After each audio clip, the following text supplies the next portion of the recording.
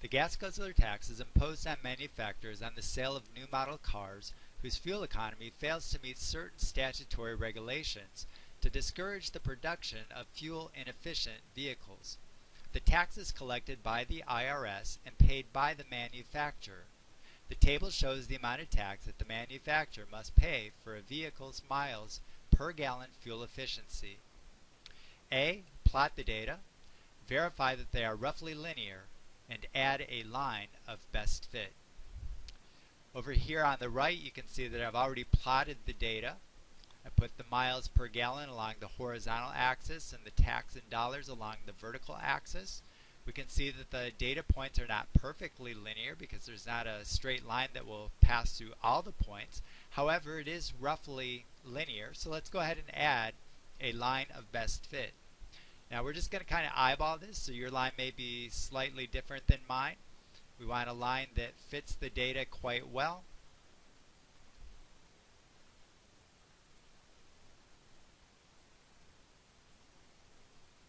It doesn't necessarily have to pass through any of the points, but roughly half the points will be below and half the points will be above that line of best fit. Okay. In part B, we're asked to choose 2 points on the line, find the slope, and then form a linear equation with x as the fuel efficiency in miles per gallon and y as the tax in dollars. So we pick 2 points on the line. Now I'm going to go ahead and pick this point down here, which is 22.50. And I'm also going to pick this point right here, which is approximately 17.5. And then the y value will be 3,000. Right, and again, your line may have different points on it, so just pick 2 points that are on the line. The next thing that we need to do is to find the slope. So for the slope, we want to recall that the slope is equal to the change in y divided by the change in x. To find the change in y, we take the second y value and subtract the first. So we'll have 0 minus 3,000. And then divide that by the change in x. So take the second x, 22.5, and subtract the first x, 17.5. Then evaluate. The result is negative 600.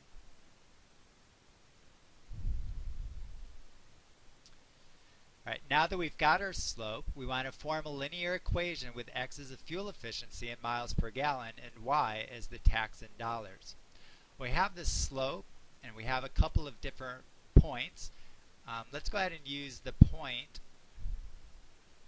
22.50 and then recall the point slope formula of a line. Y is equal to m, the slope, times x minus the x coordinate of a point on the line plus the y coordinate of a point on the line. So in this case we have y is equal to our slope, negative 600, times x minus the x coordinate of our point, which is 22.5, and then plus the y coordinate of our point, which is 0. And then if we want to write it in slope-intercept form, we can go ahead and simplify the right-hand side. We can distribute the minus 600 through the parentheses. Minus 600 times x is minus 600x. Next we find negative 600 times negative 22.5. That result is 13,500. And we need to add 0, but when we add 0 it doesn't change the result. So our final equation is y is equal to negative 600x plus 13,500. negative 600 is the slope, and 13,500 is the y-intercept. Now you might look and say, well, it looks like the y-intercept's around close to 6,500, a little bit less than that, but notice down at the bottom that our x value is 12, not 0. So if we went all the way to the left over to 0, then the y-intercept would be 13,500, which really doesn't make sense in the context of this particular problem. Right, part C, it says, what is the rate of change of the amount of tax imposed on fuel inefficient vehicles? Well, we need to recall that the slope is the average rate of change. And we'll also want to include the units. So this minus 600 indicates that as we go along, for each increase in miles per gallon, the tax is going to go down $600. So the minus 600 for part C, the rate of change